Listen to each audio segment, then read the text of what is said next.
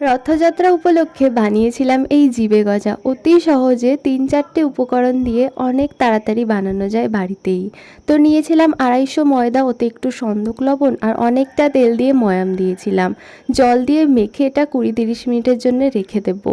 ১ বাটি চিনি মানে ২০০ গ্রাম চিনি আর হাফ বাটি দিয়ে দিয়েছিলাম জল, একটু লেবু আর দিয়েছিলাম আমি এলাচ দিয়ে একটা চটচটে মতন শিরা তৈরি করেছিলাম। এক তার অবধি করতে হবে না। আর তারপরেই ওটা ঠান্ডা করতে রেখে দিয়েছিলাম।